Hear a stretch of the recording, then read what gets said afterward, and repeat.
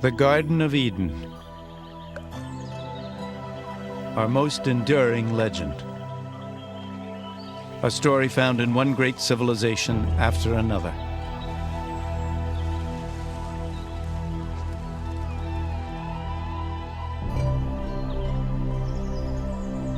A story of seduction, the wrath of God,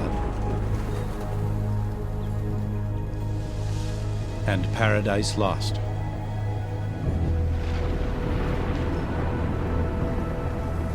But is it merely a fable? Is there evidence the great stories of the Bible might be true? Was there ever really such a place as Eden?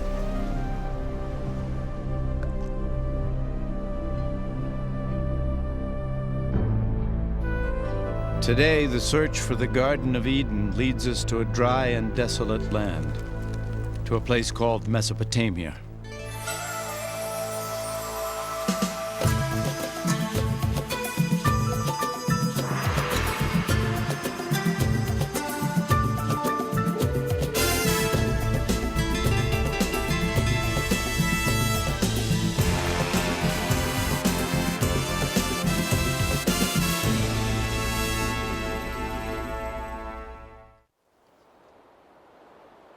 This is the land where the first seeds of human civilization were sown. And it was here that three of the greatest civilizations of the ancient world flourished: Babylon, Assyria, and Sumer. Among their ruins, the faithful have long sought answers to the Bible's most profound mysteries, while archaeologists scoured these lands for the historical foundations of belief. Our quest for Eden is a journey back in time. First to Babylon, the last of these lost civilizations. Then further into the past to the Assyrians, fierce masters of the art of war.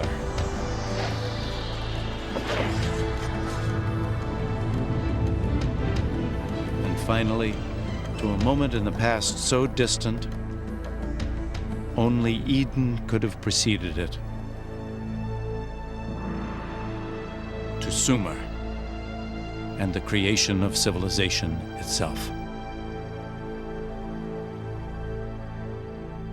The great arc of the Fertile Crescent. Over the course of more than 6,000 years, this rich land, cradled between the Tigris and Euphrates rivers, gave birth to the first great civilizations. The Greeks called it Mesopotamia. We call it Iraq. By peeling back the layers of history here, we can trace the origins of our oldest stories and travel back to the deepest roots of faith. Our journey begins on the western edge of Mesopotamia in Israel. A chance discovery in 1947 would rivet the world's attention to archaeology and to the Bible. Two Bedouin shepherds are moving a herd of goats along the cliffs of Qumrun, a few miles east of Jerusalem. In the sun-baked desert, they notice a small cave obscured by a rocky slope. Curious, one begins to climb. It's not uncommon for ancient and valuable artifacts to be found along these bluffs.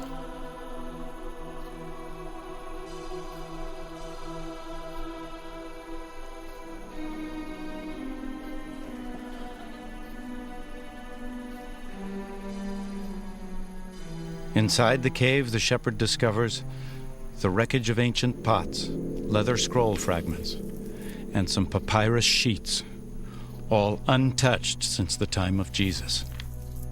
These writings by an obscure Jewish sect called the Essenes would come to be known throughout the world as the Dead Sea Scrolls. In surrounding caves, hundreds of ancient scrolls would eventually be unearthed.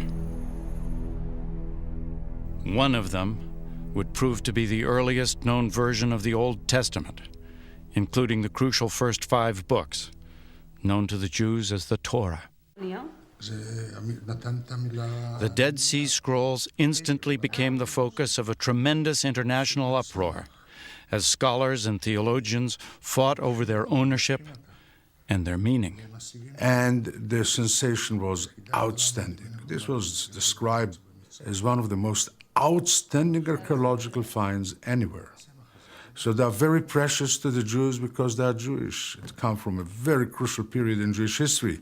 They are very precious to the Christians because they are contemporaneous with John the Baptist and Jesus and so on. So they are very informative, but beyond that, we have a great emotional attachment to this library. The Bible has always been a book read from 2 points of view, the sacred and the historical. A traditional Torah is always written by hand. The words are read aloud as the scribe writes, so they become a living prayer. And each Torah is considered holy from the moment it is written. But the historical accuracy of the Bible has never been so easily confirmed. It's an effort that continues to this day. Some of the books of the Bible are excellent historical books. As a matter of fact, the earliest historical books that we have. And quite accurate, because we have cross-references from other sources, and they are found to be mostly very precise. So they are very important. The discovery of the Dead Sea Scrolls was the most famous event in biblical archaeology, but it was by no means the first. The urge to explore biblical history has a venerable tradition. It's a search that began in the Holy Land, but would lead to Mesopotamia. Throughout history, crusaders, mystics, and believers have been drawn to sites where the great Bible stories took place. But with the arrival of the 19th century, a new kind of pilgrim sought to fortify their belief in the Bible through the infant science of archaeology. Surely, there could be no greater confirmation of their faith than to prove that biblical history was true. The first aim of the biblical archaeologists was to locate sites mentioned prominently in the biblical narratives and to see if any illustration of those tales could be found. To use the ancient pottery, the ancient city walls, the ancient weapons as illustrations of biblical stories that all of them had been taught from their childhood. Fueled by the excitement of early finds, scholars from all over the world raced to stake out claims in a kind of biblical gold rush.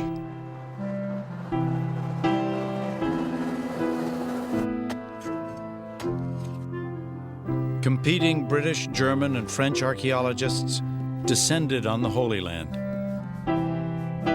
Teams of theological detectives digging for both God and country.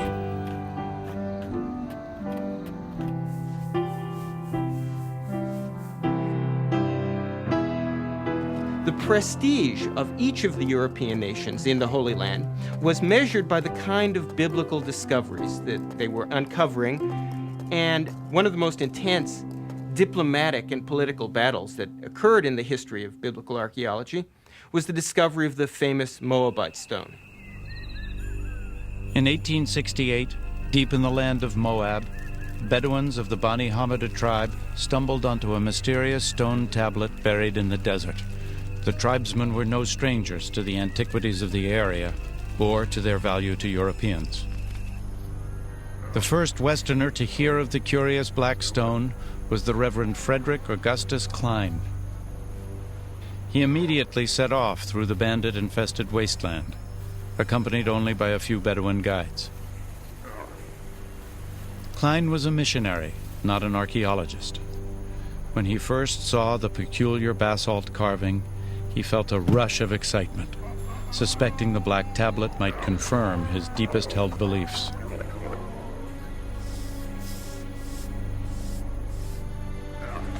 He examined the stone and made a rough impression of the inscription. It was in a language Klein didn't recognize. Back in Jerusalem, he sought help deciphering the stone. As news of the find began to spread, the streets and bazaars buzzed with rumors of a great discovery. The writing on the stone proved to be a Moabite king's account of a battle also described in the Bible. For the first time ever, here was written confirmation, etched in stone, of a story from the Bible. Two sources for the same event. For the faithful, it was the proof they'd been looking for, concrete evidence of the Bible's historical accuracy. Many sought to buy the stone, but the Bedouins had reason to be wary. In the past, they'd been cheated, even robbed by European treasure hunters. Assuming that anything so highly prized by Europeans must contain gold, they dumped the stone into a fire in an attempt to break it apart. As fire heated the stone, they poured water over it, again and again, until finally it exploded. They found no gold, and the stone was destroyed. The first archaeological confirmation of a Bible story, the first corroborating evidence ever found in the Holy Land, was shattered. The loss of the stone was devastating, but it didn't end the biblical treasure hunt.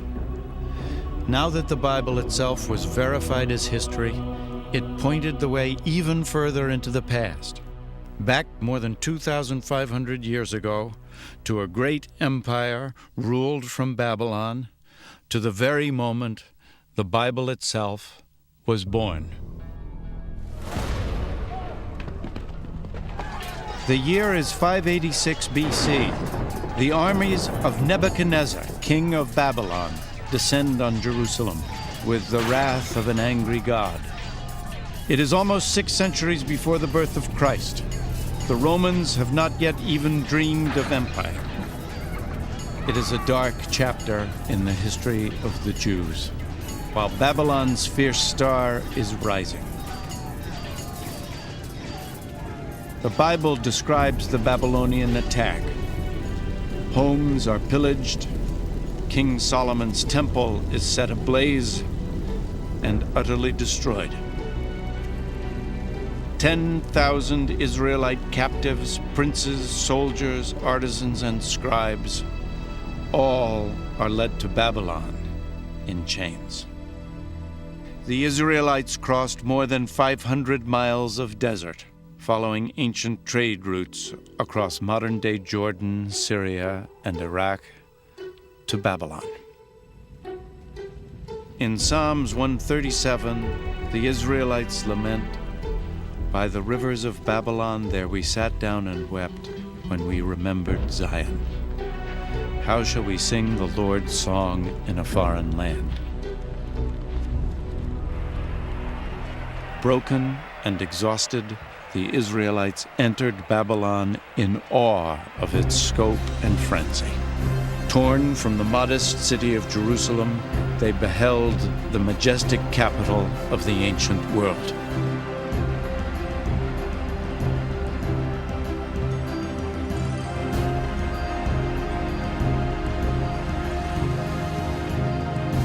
But somehow, the Israelites managed to do more than sing the Lord's song in this foreign land.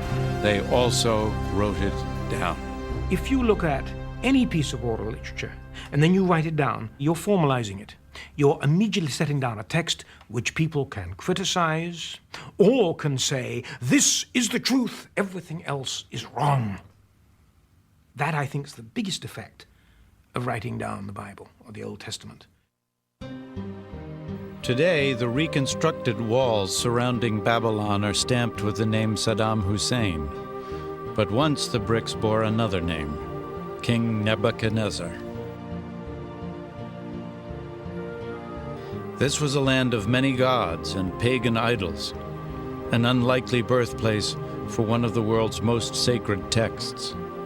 Yet Babylon's great diversity created the perfect climate. And they come into this cosmopolitan environment, even the most educated among them and literate among them were being bombarded with direct contact with other people. And I mean other people. The Israelites found themselves in a melting pot of different races and languages, conflicting gods and alien demons. What city is this, the book of Revelation would ask, clothed in purple and scarlet and decked with gold and pearls?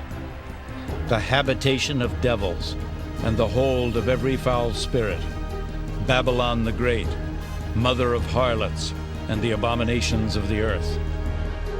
But among all the abominations, even perhaps because of them, this was where the Bible first became a book. Threatened by an overwhelming new culture, Hebrew scribes were desperate to preserve and solidify Jewish identity. Over 3 generations of captivity, the scribes unified Israel's oral tradition, new writings, and sacred texts into a single manuscript.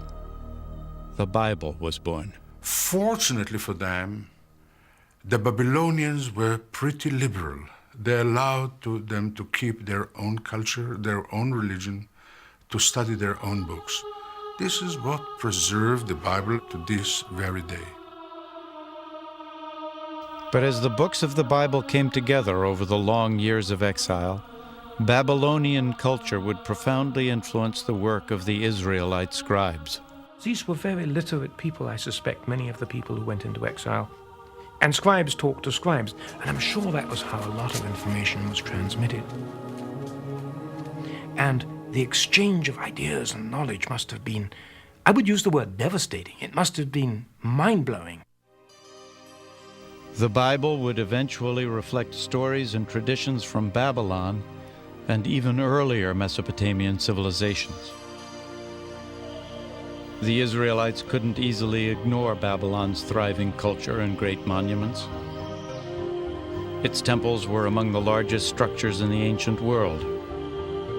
Big public buildings, the ceremonial walkway, the palace of Nebuchadnezzar with its legendary hanging gardens, palm trees, the river. If you had walked through the Ishtar Gate, you would have felt the waft. And this was deliberate. You were in the presence of something powerful. But on all sides of it was the city, the people, the commoners, narrow, winding alleyways, rows and rows of small stores, donkeys braying, crowds of people walking, small, closely knit quarters teeming with life.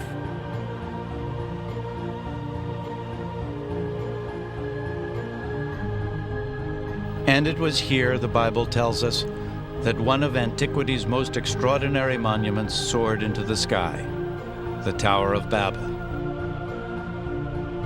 For ages, adventurers and pilgrims hoped that finding the famous tower would prove the truth of Bible stories. One seeker who failed would write, "No man durst go near to the tower, for it is all desert and full of dragons and great serpents, and full of diverse venomous beasts." Medieval travelers claimed they had found the tower, this spiral minaret still standing in northern Iraq.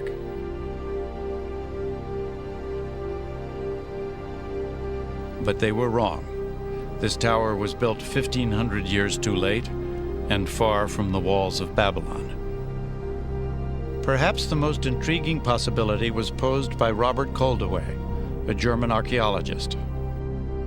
In the early 1900s, he discovered a rectangular ditch with only a few ancient bricks remaining. Many experts believe Koldewey had found all that survives of the famous tower. Babylon's great monuments made a strong impression on the biblical scribes.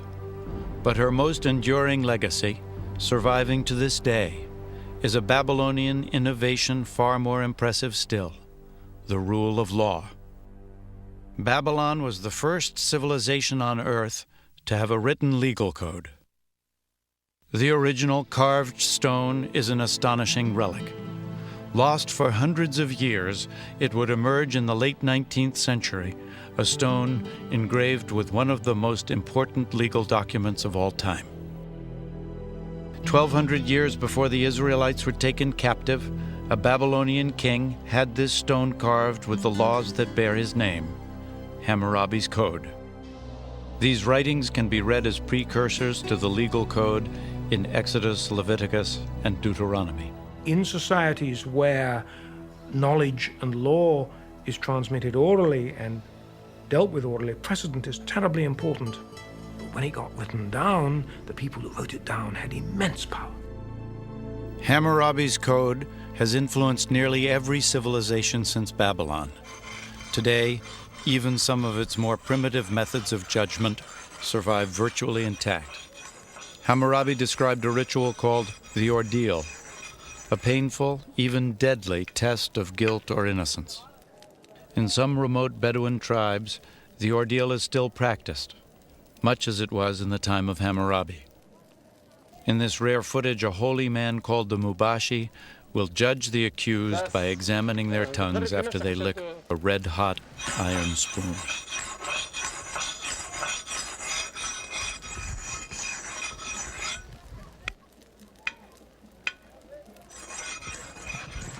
These men have been accused of theft. They must submit to the ordeal or be found guilty by default. Family members look on anxiously as the young men prepare themselves for the painful ritual.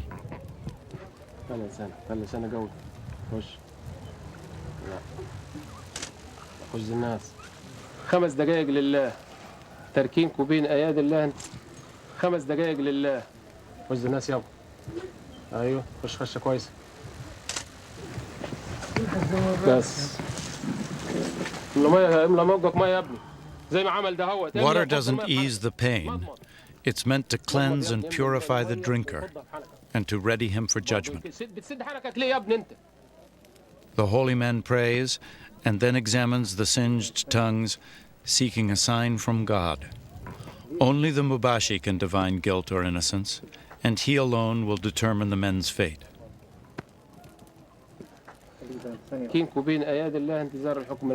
At last, a verdict. One man is found innocent, to the great relief of his family. The other is not as fortunate. Declared guilty, he will be fined for his crime. The ordeal is an intriguing modern-day echo of Hammurabi, but his laws reach even more directly into the present through the Bible. Thou shalt not kill.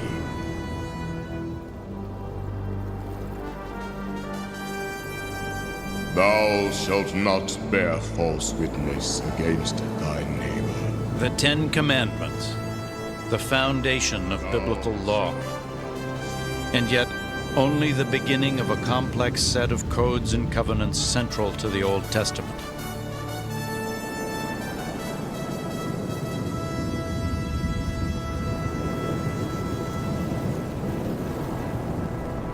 And in these laws, the clear voice of Hammurabi can still be heard. Hammurabi set down laws. He didn't innovate a great deal. He merely set down in writing laws which had operated by precedent for hundreds, if not thousands of years, an eye for an eye, a tooth for a tooth, and principles like this, many of which are still codified in law today. But the Babylon that shaped the Bible and its laws had its roots in an even earlier civilization, one that reached its peak 7 centuries before Christ. It was the brutal empire of Assyria, a place the Bible called a land bathed in blood.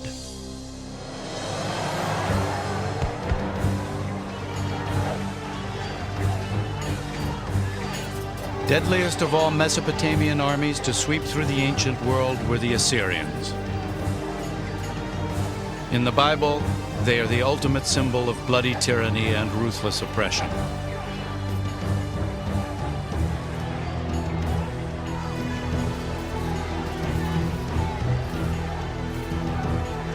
"100 years before Nebuchadnezzar took the Israelites captive in Babylon, the Bible tells us the Assyrian king Sennacherib attacked the lands of the Israelites.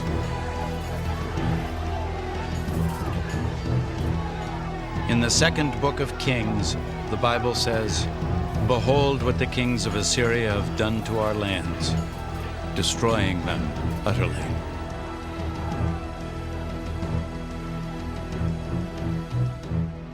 The Assyrians were ruled by despotic kings. They believed in absolute power. Now, absolute power means control, and absolute power almost invariably is kept in power by military efficiency and might. And the Assyrians maintained an enormously powerful and efficient war machine. And on the walls of Assyrian kings' palaces were the chronicles of some of their expeditions, written in vainglorious, grandiloquent terms. The Assyrians, they would take a city, and they would stack up the heads of the leading citizens outside the gate, or they would take the king of the city and flay him alive and nail his skin to the wall, or something like that. But everybody did that. Assyrian power, symbolized by the royal lion hunt, lay in the hands of merciless warrior kings.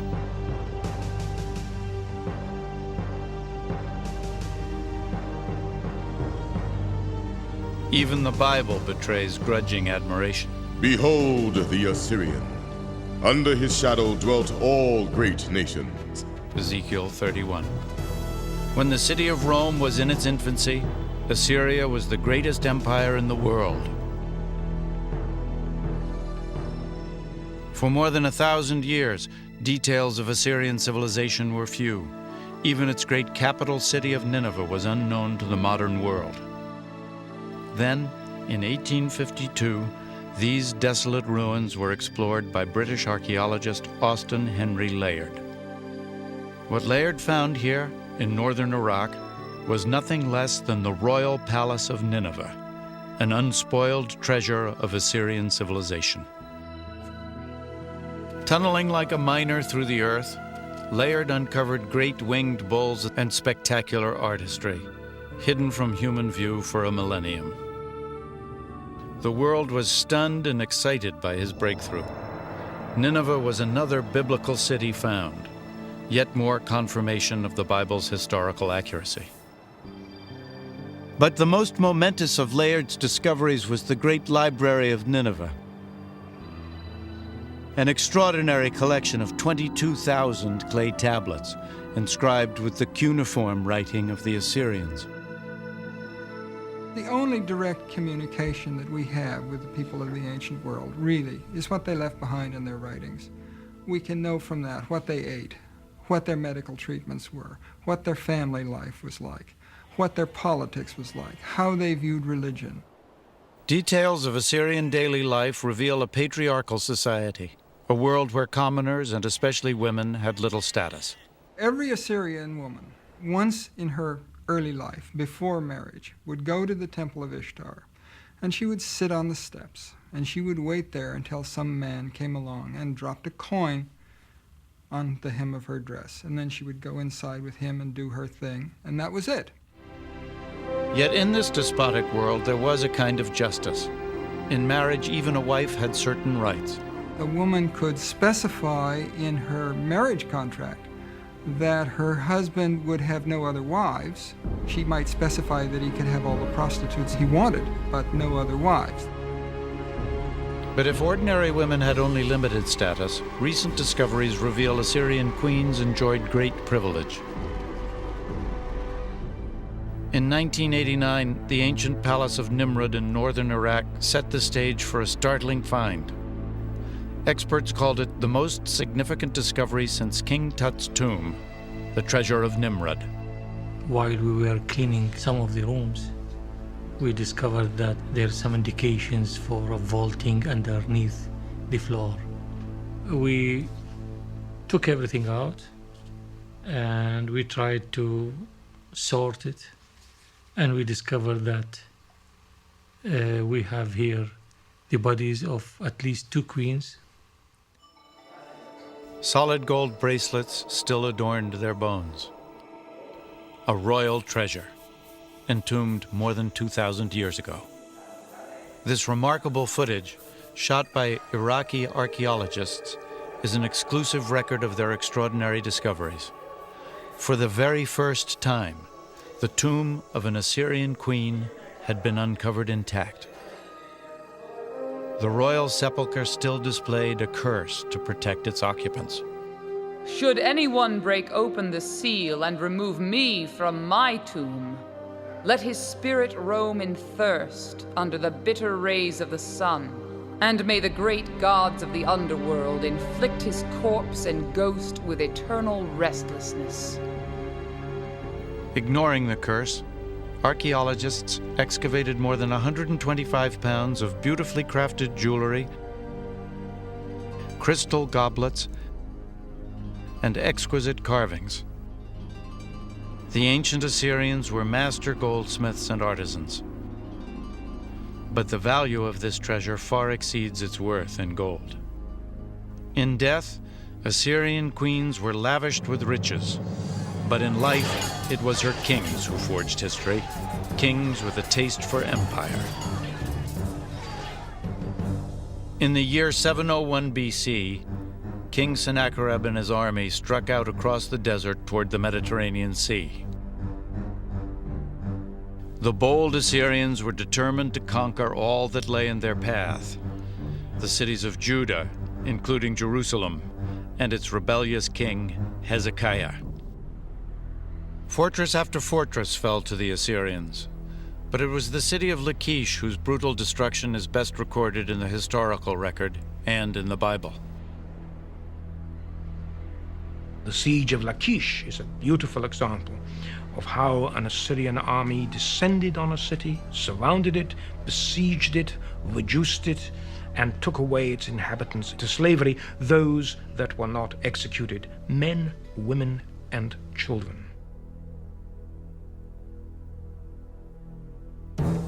Their technique was very simple. It was brutal conquest, fast-moving conquest, systematic, efficient conquest. And on the bas-reliefs in Assyrian palaces, you see the siege engines, the soldiers moving up the mounds with the shields above them, protecting them from the debris thrown down below. But they had no hope in hell. Those guys were professional soldiers. It was a machine. From the capital city of Jerusalem, King Hezekiah knew an Assyrian attack was inevitable. He raced to fortify the city and ordered an underground aqueduct dug, a desperate effort to protect the city's water supply in the face of a siege. Hezekiah's plan worked. The Bible tells us the Lord saved Jerusalem, and the king of Assyria returneth shamefaced to his own land. Sennacherib's version of the conflict was found on a clay prism unearthed at Nineveh. It matches the Bible story down to the smallest details, but its point of view is sharply different. But as for Hezekiah the Jew, who did not bow down in submission to my yoke, 46 of his strong-walled towns I besieged and conquered. The awful splendor of my lordship overwhelmed him. Stories are told from different angles, but they are in agreement. If you'll have to tell about what happened today and I'll have to tell, we'll tell different stories. We have the story of Sennacherib invading to this country. Each tells basically about the same historical event with absolutely no contradictions. No contradictions but one, the result. In Sennacherib's version, Hezekiah is shut up in Jerusalem like a caged bird. But in the Bible, the Assyrian armies are held back by Jerusalem's walls. It is perhaps the earliest example of spin doctors at work. The God of the Israelites has the last word. I will break the Assyrian in my land, the Bible says, for through the voice of the Lord shall the Assyrian be beaten down. Isaiah chapter 6. And the Bible tells us God does destroy Nineveh, throne of the great Assyrian kings. It wasn't the first such annihilation. Long before, the Almighty had laid waste an entire civilization.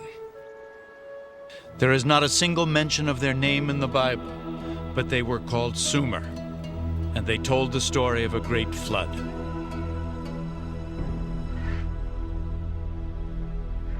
It's one of the most familiar of all Bible stories, the saga of Noah's Ark. An angry God, a wooden boat, a deluge. It's the story of Noah and his family escaping to the ark with every species of animal and surviving the punishing flood, while the rest of mankind is destroyed. It's a primal tale, stirring our deepest hopes and fears. A story found in the Bible, but also in another ancient text, a text discovered in the ruins of Sumer. Early this century, a group of Mesopotamian tablets were translated. They revealed the earliest known legend of a cataclysmic flood. The world's very first written epic, it is the story of the mythic king Gilgamesh. His tale of a great flood predates the Bibles by at least 2,000 years.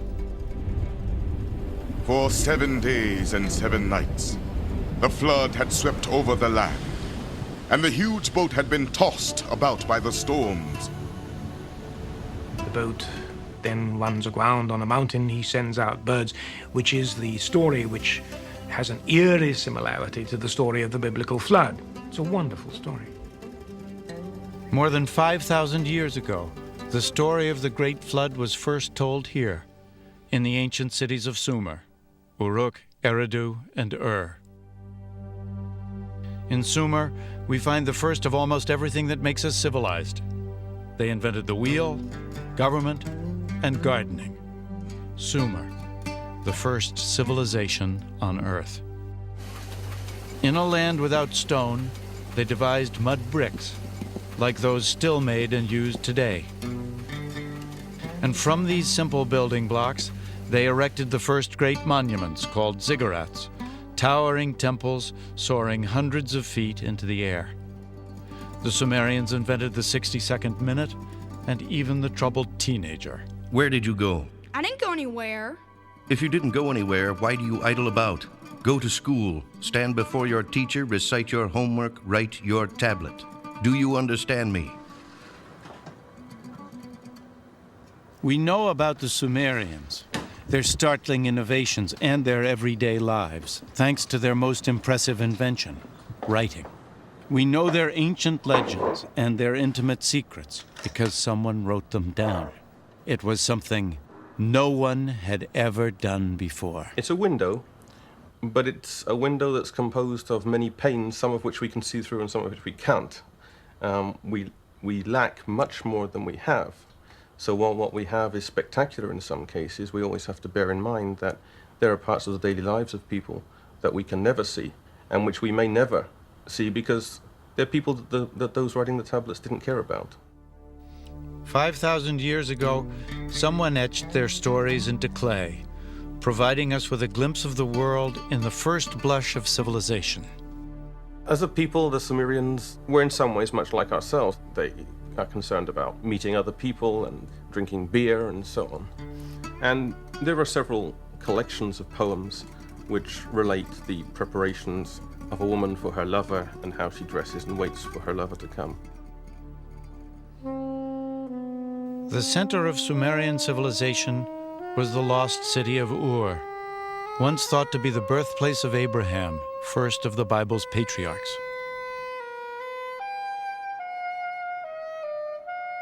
It is the epitome of the biblical city in archaeological terms because it was the site of one of the most famous archaeological digs ever carried out in the 1920s and 30s by a remarkable British archaeologist called Leonard Woolley. A British archaeologist once described archaeology as the science of rubbish, which is so true.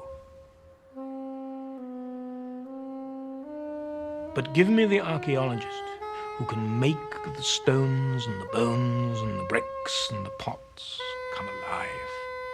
Leonard Woolley was like that. He would take people on a tour of a small quarter of Ur of the Chaldees where the house foundations were exposed. And as you walked through, he would talk about the lives of the people who lived in these houses, talk about the ovens, the sills, the low ceilings, the furniture. And Ur, in Woolley's hands, came alive.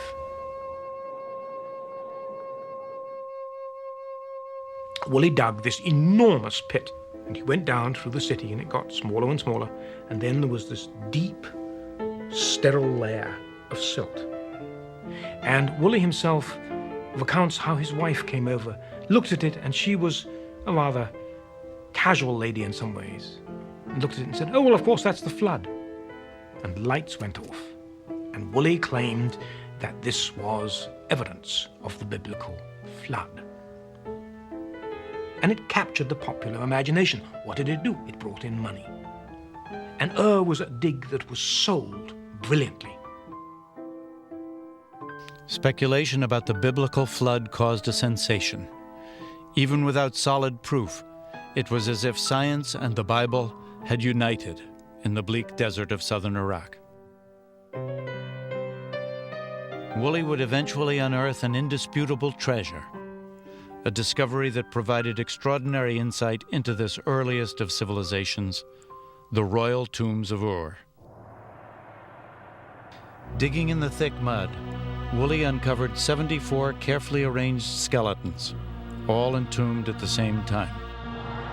The burial told the shocking story of a king's final journey into the afterlife and of those who accompanied him. And from this, he developed a remarkable story of a pre-dynastic royal funeral. And his story went something like this.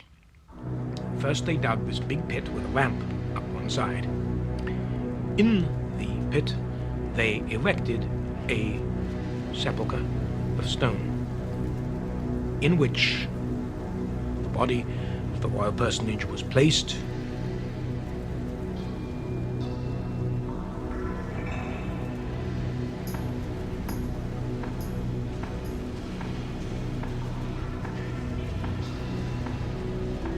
Then the entire court filed into the pit.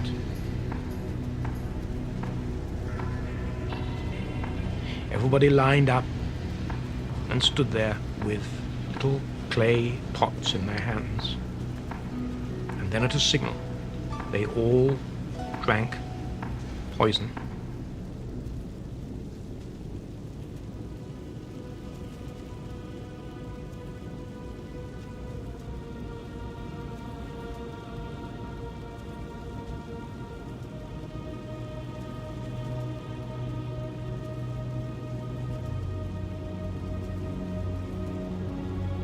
Lay down and died. So the prince went to his grave, accompanied by all his retainers.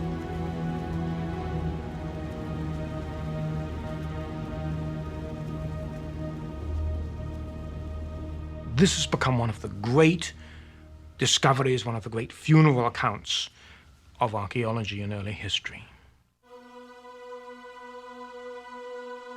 The discovery of the grave pits at Ur was a triumph of archaeology, revealing ancient secrets of the first civilization. But science alone can take us only so far. Where the trail ends, the Epic of Gilgamesh provides the final, tantalizing clues. Clues leading us back to a garden and a place some call paradise.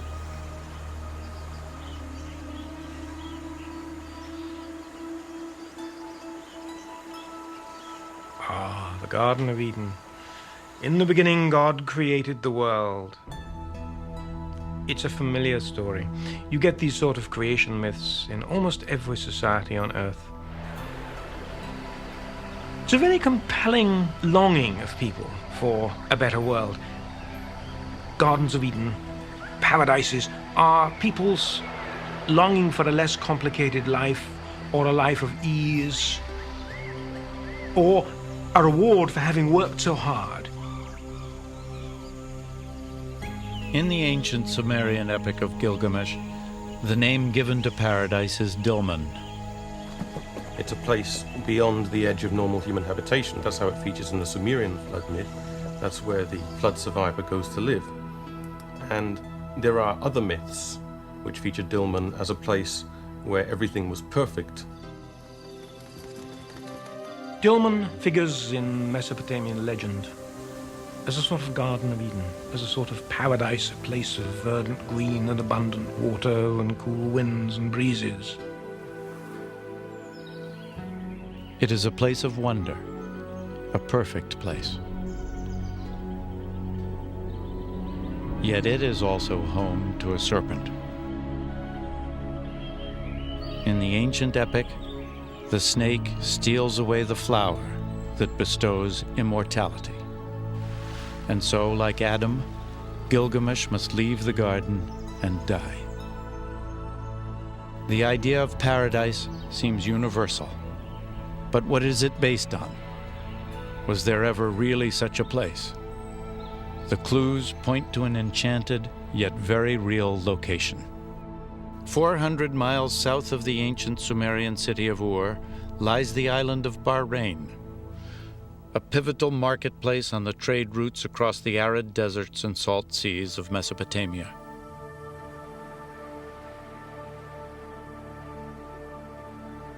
Today, Bahrain is something less than paradise, but it was once lush. Once this island had abundant water and thus abundant life. Once, long ago, this was Dilmun. But was it paradise? By comparison to the surrounding desert, it would certainly have seemed so. There was so much water here that what is now a desert island bloomed. It was a garden bearing lush fruit. And there were people here who apparently led a blessed life.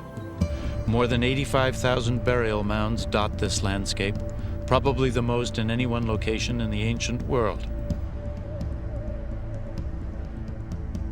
The ancient bones tell us these people were taller and healthier, and they lived longer than anyone else in the region. And in the burial mounds is one more astonishing clue: the remains of snakes, ritually embalmed at some lost moment more than 4,000 years ago. Here in Bahrain, we find the serpent, just as we found it in the Epic of Gilgamesh, and just as we found it in the Bible.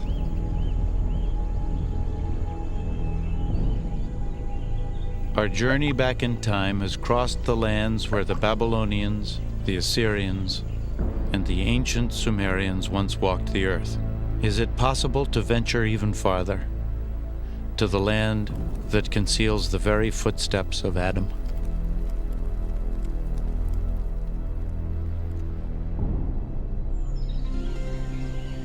Here faith and reason must part company.